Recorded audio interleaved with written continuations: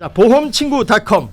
요즘 건강보험공단에서 미등재된 신의료기술로 내가 치료를 받게 됐는데 내 실손보험에서 보장이 가능할까? 건강검진, 성형, 출산 관련 질환 등 이런 것들이 내 보험에서 가능할까? 보험이 궁금하신 분들이 많으실 겁니다.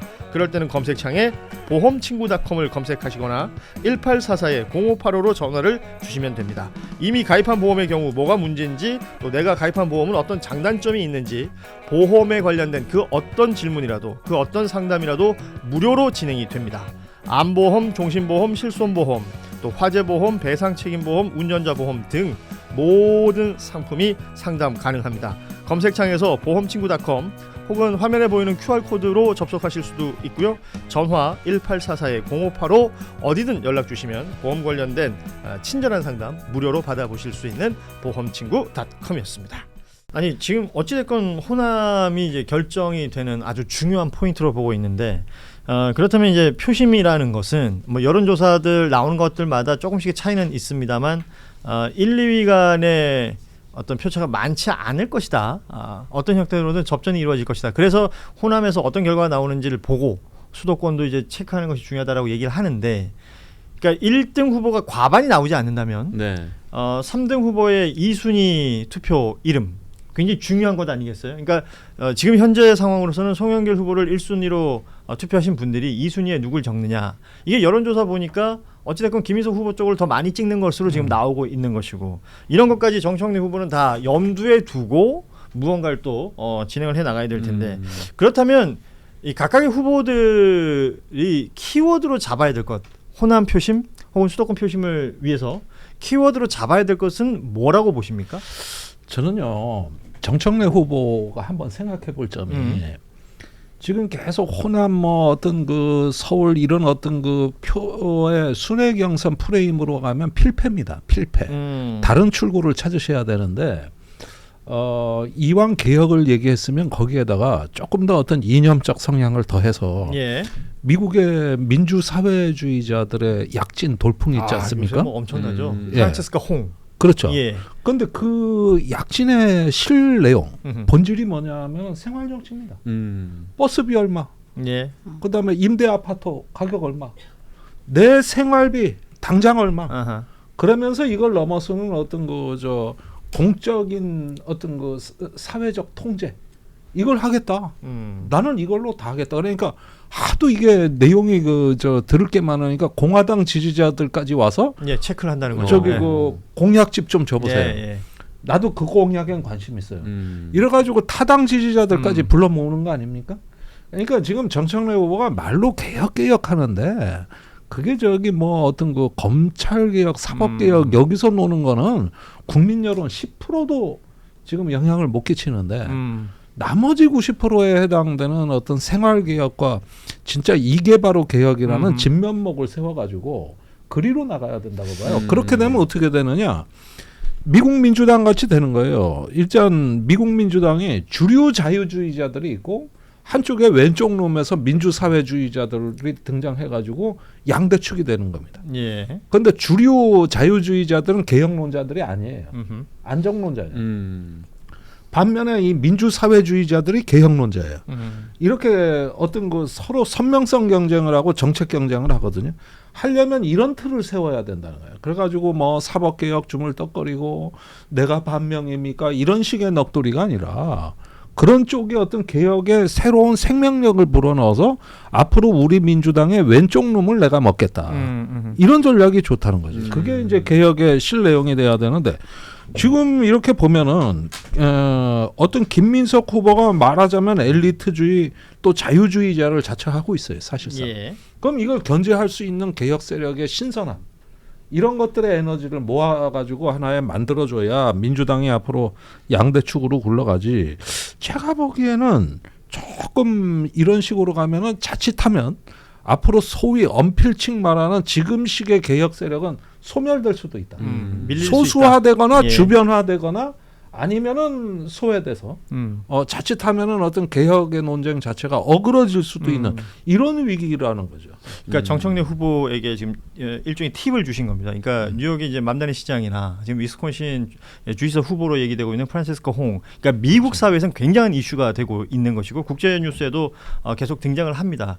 그들이 내세우고 있는 슬로건이나 아젠다는 그 일반 시민들의 생활에서 이렇게 바로바로 손에 잡힌다는 것이죠. 그렇죠. 바로바로 하죠. 예, 검증 그런 가능하죠. 부분들. 무엇보다도. 아하. 그리고 내가 반명입니까? 이재명 정부 성공을 위해 미랄이 되겠습니다.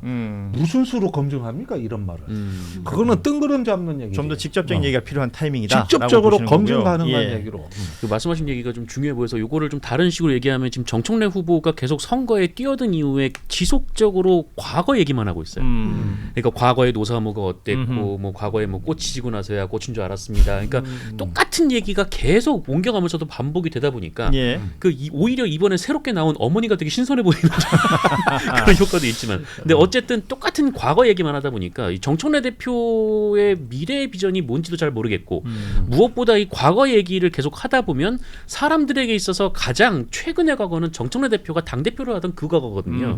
그러니까 본인 스스로 굉장히 좀 본인을 좀 과거의 틀에 가두는 좀 그런 선거 운동을 하다 보니까 이게 좀 어떻게 좀 정청래 대표 입장에서는 이렇게 잘 출구가 안 보일 것 같아요 지금. 그러니까 호남이 남았고 수도권이 남았잖아요. 근데 이제 특히 호남에 계신 당원분들은 이 민주당 정부, 그러니까 이 정말 마른 걸레 짜서 이재명 정부 만든 거잖아요. 그러니까 되게 절실하단 말이에요. 지금 이 정부가 유지되는 것이. 그래야지 이 메가 프로젝트도 성공하고, 그래야 그 전제는 재집권을 또 해야 되는 것이고 또 총선에서 승리가 바탕으로 재집권을 해야 되는 거잖아요. 그러니까 절체절명의 정말 순간이고 그게 굉장히 중요하다 생각하실 거예요. 이거 개인의 호불호를 떠나서 이재명 정부를 잘 뒷받침하고 그 뒷받침 하에 메가 프로젝트를 잘 성공리에 마치게 하는 것, 그걸 되게 요구하고 계시는 건데 과거 얘기하면 답이 안 나오는 거죠. 그러니까 그 부분에 대한 해답을 좀 주시는 게, 어떻게 보면 디펜딩 챔피언이시잖아요. 정청래 의원이 도전자 아니잖아요. 예.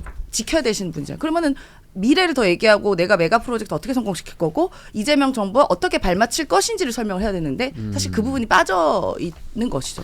정청래 대표가 계속 뭐 과거 얘기를 쭉 하면서 내가 뭐 노사모였다, 내가 뭐 정통모였다 이렇게 얘기를 하시지만 사실 송영길 대표가 나오면서 그게 또 상쇄된 효과가 있거든요.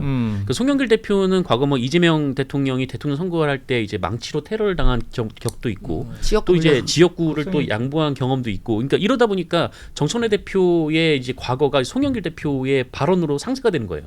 그 송영길 대표가 왜 나오는 거야 하는 순간 정청래 대표의 과거 얘기가 의미가 없어지는 거죠. 심지어 노사모에 대해서도 송영길 대표가 어제 좀 딱 집어 주셨더라고요. 노사모가 이제 사실 그 정치의 가운데가 있으면 안 되고, 사실 노무현이라는 사람은 우리 모두의 노무현이잖아요. 어느 한 집단의 전유물이 될 수가 없는 것이거든요. 그러니까 그 부분을 또 얘기를 해주셨고, 자꾸 노사모 이야기할수록 과거가 파묘가 됩니다. 지금 노사모 초대 회장님 뭐 이런 분들 인터뷰 하시더라고요. 그것도 아주 우려되는 거예요. 아니 뭐 저도 노 대통령을 직접 모셨습니다만은 이렇게 어떤 그 박제돼서 그 써먹는 게 굉장히 그 지금 정치에 안 좋은 방식으로 소비되고 있거든요. 사실 노사모와 노무현은 다른 겁니다. 그렇죠. 이건 분명한 사실이에요. 예. 그런 면에서 노사모가 마치 노무현인 것처럼 이거는 약간의 착시 현상입니다. 그런 면을 잘 구별하셔야 돼요. 지금 뭐 이렇게 이야기를 하다 보니까 이제 정청래 후보 측에 대한 얘기들을 더 많이 하게 됐는데, 지금 이제 뭐 그렇다면 경쟁하고 있는 김민석 후보의 약점이 될 만한 부분들은 없습니까? 있죠. 김민석 후보는 제가 이제 전에도 말씀드렸지만 이 사람은 엘리트주의자다. 이렇게 말씀드린 부분이 뭐냐면 걸어온 행로라든가 이런 것들을 보면은 총학생회장을 20대 초반부터 하면서 보면은 굉장히 대중을 우러러 이렇게 내려다보는 위치에서 항상 자기 자신을 포지셔닝 해왔다는 거. 그러니까 정청래 그 후보가 보기에는 저 사람은 무대에서 내려온 적이 없고 바닥에서 대중을 조직한 건 나다. 이 얘기를 하고 싶은 거거든요. 그런 면에서 이제 김민석 후보 같은 경우가 일단은 보면은 이제 옛날에 그 정몽준 후보하고의 어떤 손을 잡았던 거라든지 그 이후에 쭉 보면은 이분이 갖고 있는 중도 통합 노선, 그다음에 엘리트주의 이런 것들은 어떤 그 강렬한 개혁이 필요하고 사람들에게 어떤 그 비전을 제시해서 뭔가 혁신이 필요할 때, 또 우리 스스로 뭔가 벽을 넘어서야 될 때 자칫하면은 물러 터지게 그냥 주저앉아버리고 이걸 갖다가 어떤 타협해버리는 이런 어떤 그 모양을 취하지 않을까 이런 의심을 하는 거예요. 사람들이 의심을 하니까 본인이 조금 더 제가 저 사람이 특히 가치와 신념의 언어로 보완돼야 될 사람이 저는 김민석 후보라고 봐요. 지금 그래서 그런지 이번에 연설을 하면서 당 대표가 되면 서울시장 선거에 승리하고 이 서울시장 선거라는 건 이제 4월 7일에 있을 재보선을 얘기하는 것이겠죠. 그 결과에 대해서 당원들께 재신임을 묻겠다. 예를 들어서 만약에 서울시장 선거에서 실패한다면 네. 이거는 뭐 그 책임을 지겠다라는 얘기로도 해석이 되는 부분이라서 이런 것들은 좀 예전에 어떤 언어들하고 좀 달라진 것 같단 말이죠. 뭐 아무래도 그렇죠. 근데 아마 뭐 어떤 당대표가 되든 내년에 이제 서울시장 재보궐선거가 만약에 열린다면 거기서 이제 졌다라고 하면 그 다음 년에 이제 총선도 그렇죠. 좀 장담할 수가 없는 그건 부분이라. 올인의 판이 벌어지겠죠. 네, 네. 아마 그 정치적 책임을 져야겠죠. 네. 그거 끔찍하네요. 갑자기 거기서부터 무섭네. 해서 내려앉는 시나리오 이걸 지금 뚝이 무서운 터지기 거죠. 전에 예. 막아야 되는 제방 쌓는 게 지금 전당대회입니다. 이 전당대회가 말씀하신 것처럼 28년에 있을 총선도 총선이지만 27년 서울시장 선거가 만약에 이루어진다면 서울시장 선거 그때 이제 강릉에서도 네, 강릉 네, 보궐선거는 보선이 확정이 있죠. 됐죠. 네. 이런 내용들이 굉장히 바로 코앞에 있는 사실은 또 일이고요.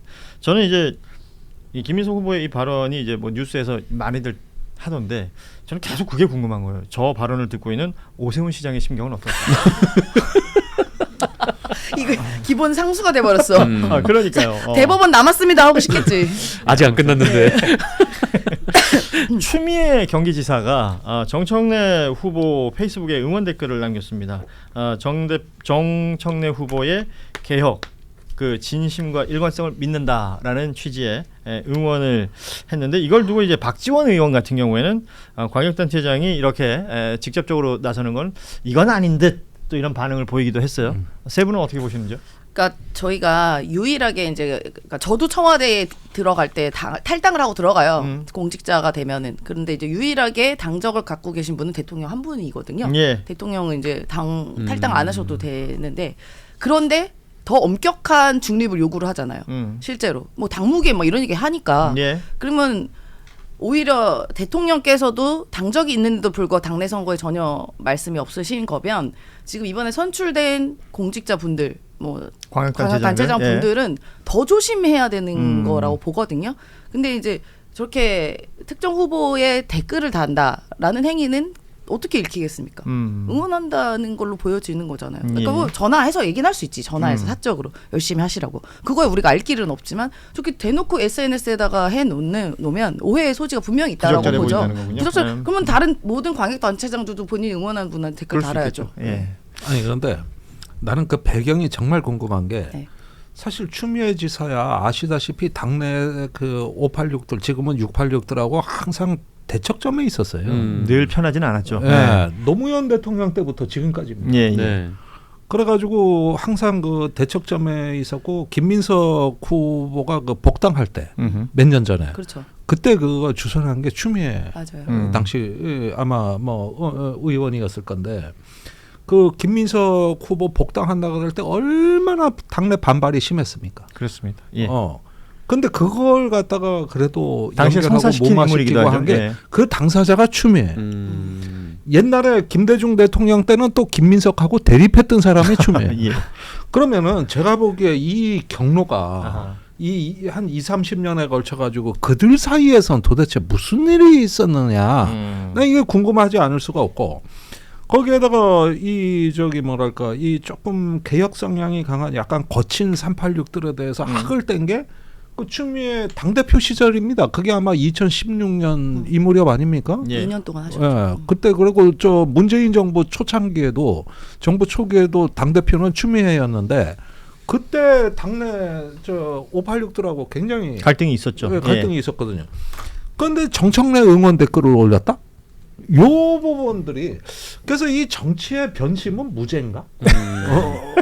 어떻게 볼 때마다 다르지 이렇게? 그러니까 이제 추미애 지사 같은 경우는 현재 현직 광역단체장이다 보니 이 부분에 대해서 그러니까 부적절하다라는 지적들이 주변에서 있는 것이고 박지원 의원 같은 경우는 이건 이건 아닌 듯이란 표현을 쓰기도 근데 했었습니다. 저는 대통령도 그렇고 광역단체장도 그렇고 다 어느 당 소속인지 다들 알잖아요. 모르지 그래서 않죠. 예. 이렇게 지지하고 하는 것까지 이제 그 정치 개입이라고 해야 되나라는데 좀 의구심이 그러니까 좀 이게 있고. 덕담이냐? 예. 그렇지 않으면 이게 뭔가 왜냐면 이게 서로 경쟁이 있는 상황이기 때문에. 그렇죠. 그리고 이제 추미애 지사 같은 경우에는 이번 좀 보안 수사권 논쟁이 좀 불거지면서 이게 대통령의 수기를 해라라는 얘기에 좀 대척점에 서 있던 예. 중심 인물이기도 했었어요. 이제 법사위원장이다 보니까 좀 아무래도 이제 보안 수사권 좀 국면에서 좀 이렇게 정청래 당 대표가 좀 추구했던 그런 것과 좀 가깝다라는 것도 좀 느끼고 있었던 있다? 것 같고. 그리고 그냥 호사가의 입장에서 호사가. 네. 호사가셨군요. 네. 호사가의 입장에서 그 제가 아는 분 중에 호사가 유지라고 그 교수님 계십니다. 호사가 아니고. 재밌는 분이죠. 항상 그 자리를 미안합니다. 유지하시는 미안합니다. 교수님. 예. 네. 어쨌든 그 정청래 당 대표, 김민석 당 대표 아하. 차기 대권에 누가 더 괜찮을 것인가라는 생각도 있지 않았을까라는 그런 개인적인 좀 예. 판단도 있어요. 네. 사실은 지금 이제 당대표 후보들 얘기하고 있지만 저는 지난번부터도 계속 얘기했지만 이번 전당대회 더 재밌는 건 최고위원들 같아요. 특히나 그렇죠. 5위 싸움이 저는 굉장히 네. 궁금하고 여기가 흥미진진하다라는 생각이 들고 결국 이제 5위라는 게 이제 당선권이라서 그런 것도 있지만 5명이 3대 2 구성이 될 거 아니에요. 소위 말하는 이제 개파적으로 이런 부분들도 관심사가 되는 것 같은데 자, 보험친구.com 요즘 건강보험공단에서 미등재된 신의료기술로 내가 치료를 받게 됐는데 내 실손보험에서 보장이 가능할까? 건강검진, 성형, 출산 관련 질환 등 이런 것들이 내 보험에서 가능할까? 보험이 궁금하신 분들이 많으실 겁니다. 그럴 때는 검색창에 보험친구.com을 검색하시거나 1844-0585로 전화를 주시면 됩니다. 이미 가입한 보험의 경우 뭐가 문제인지 또 내가 가입한 보험은 어떤 장단점이 있는지 보험에 관련된 그 어떤 질문이라도 그 어떤 상담이라도 무료로 진행이 됩니다. 암보험, 종신보험, 실손보험, 또 화재보험, 배상책임보험, 운전자보험 등 모든 상품이 상담 가능합니다. 검색창에서 보험친구.com 혹은 화면에 보이는 QR코드로 접속하실 수도 있고요. 전화 1844-0585 어디든 연락 주시면 보험 관련된 친절한 상담 무료로 받아보실 수 있는 보험친구.com이었습니다.